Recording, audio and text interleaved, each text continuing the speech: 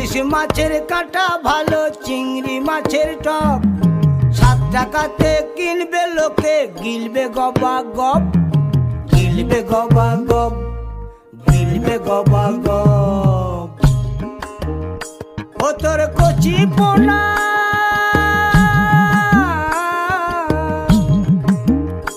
ও তোর কচি পোনা বেছে বেছে হাটে বেচা হবে গো।